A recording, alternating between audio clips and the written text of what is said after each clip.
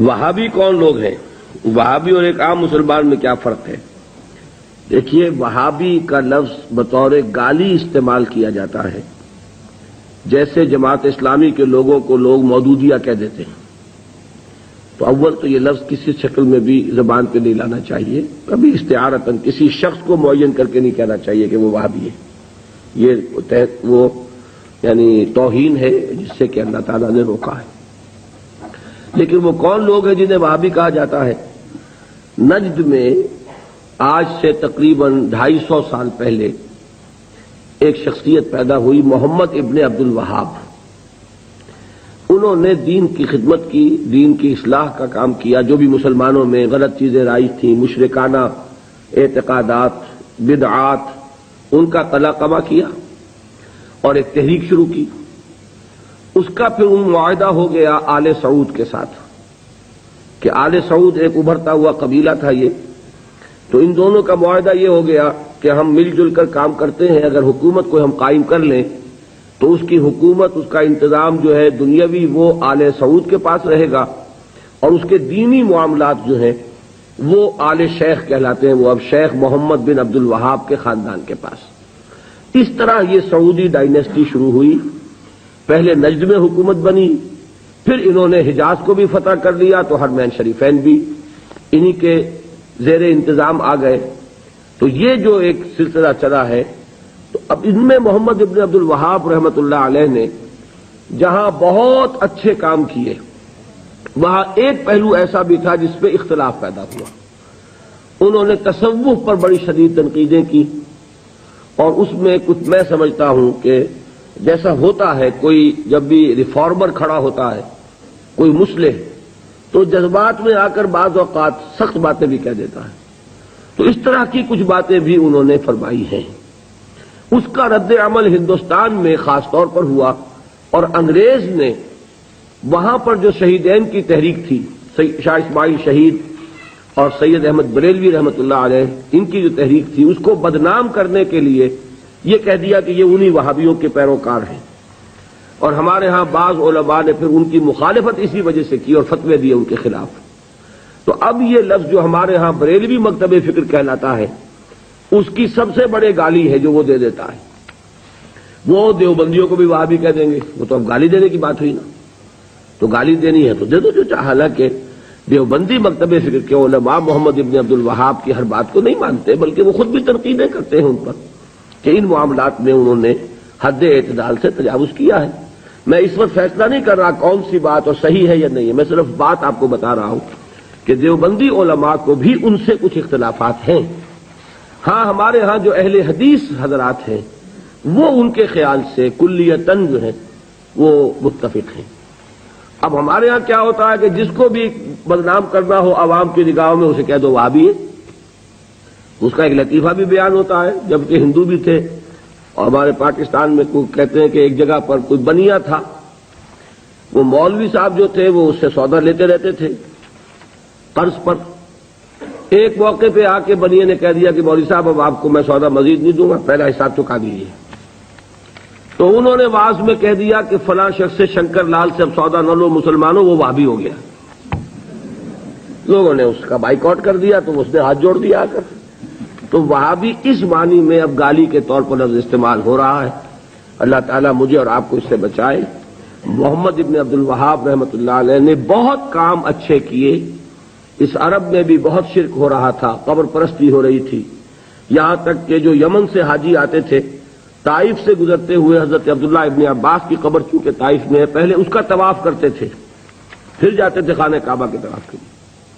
تو انہوں نے ان تمام چیزوں کو ختم کیا ہے، اور ابھی تک تو انہی کے اثرات تھے اصل میں کہ جو سعودی عرب میں چل رہے ہیں۔ اب جو نئی نسل ابھر آئی ہے تو وہ آل شیخ کا عمل دخل جو ہے وہاں بہت کم ہو گیا ہے۔ آگے حالات کیا ہوتے ہیں تو اللہ کے علم میں، یہ ہے اصل شے۔ تو اس کو جو حقیقت ہے اسی تک رکھنا چاہیے۔ صرف چند شعائر کے اوپر اپنے آپ کو محدود کر کے اور انتہائی تنگ نظر فرقے کی صورت اختیار کریں۔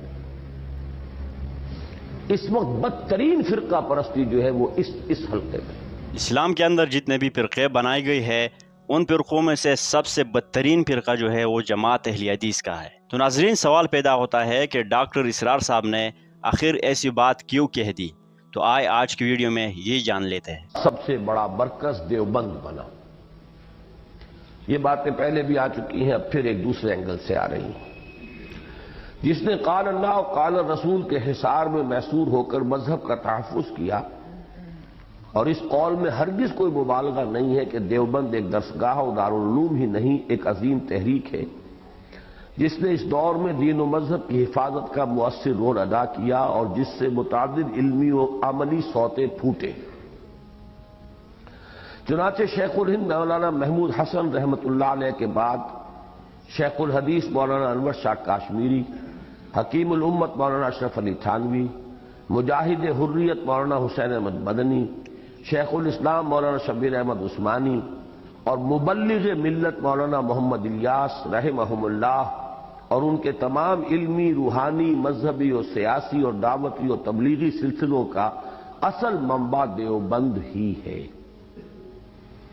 حتیٰ کہ اوپر ہی کی مثال کے مطابق حقیقت یہ ہے کہ بر صغیر کی اکثر دینی درسگاہوں اور دینی و مذہبی تحریکوں کا تعلق بھی دیوبند کے ساتھ وہی ہے جو دنیا بھر کی مساجد کا خانہ کعبہ کے ساتھ، اور بر صغیر کے مذہبی عناصر میں سے صرف ان کو چھوڑ کر جن کی مذہبیت بس عرس و میلاد اور فاتحہ و درود تک محدود ہے، بقیہ تمام فعال مذہبی عناصر تحریک دیوبند ہی کی مختلف شاخوں سے متعلق اور منسلک ہیں۔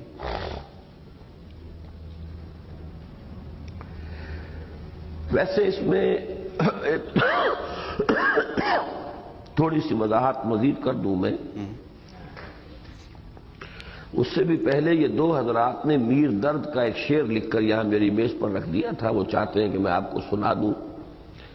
وہ جو میں نے آپ کو حدیث قدسی سنائی تھی، جس کو محدثین اس کی سند جو ہے اس کو معتبر قرار نہیں دیتے، لیکن مفسرین محققین نے تسلیم کیا ہے کہ اللہ تعالیٰ بندہ مومن کے دل میں سما جاتا ہے۔ وہ اس کا ترجمہ جو ہے شعر کی حالت میں خواجہ میر درد، چونکہ وہ بھی صوفی تھے، ارض و سما کہاں تیری وسعت کو پا سکے، میرا ہی دل ہے وہ کہ جہاں تو سما سکے۔ یہ اسی کی ترجمانی ہے۔ میں یہاں یہ عرض کرنا چاہ رہا تھا کہ اہل حدیث تحریک جو ہے وہ بھی ایک زمانے میں بہت زوردار تحریک کی حیثیت سے رد بدعات، مشرکانہ اوہام ان کی نفی کے لیے اٹھی تھی، لیکن بدقسمتی سے بہت جلد یہ تحریک صرف چند شعائر کے اوپر اپنے آپ کو محدود کر کے اور انتہائی تنگ نظر فرقے کی صورت اختیار کر گئی۔ اس وقت بدترین فرقہ پرستی جو ہے وہ اس حلقے میں، ساری بحث رفع یدین سے، آمین بالجہر سے، اللہ اللہ خیر صلی اللہ، اور دو چار ایسے ہی مسائل ہیں، باقی اور چیزوں کے ساتھ کوئی بحث نہیں، کوئی دلچسپی نہیں۔ وہ تو اٹھے تھے اصل میں بدعات کا ابطال کرنے، رسومات کی نفی کرنے، مشرکانہ اوہام کا سد باب کرنے۔ یہ چند مسائل جو ہیں مسلک کے مسائل ہیں، اب سارا زور جو ہے انہی کے اوپر صرف ہوتا ہے لے دے کر۔ اور یہ جو ہے اس وقت میں اپنے دلی احساسات کی ترجمانی کر رہا ہوں کہ فرقہ پرستی جسے کہتے ہیں وہ جو ہے بدترین کیفیت جو ہے وہ اس جماعت کے اندر آ چکی ہے۔ کہلاتی جماعت ہے، جماعت نہیں ہے، فرقہ، بہت سخت فرقہ بن چکا ہے۔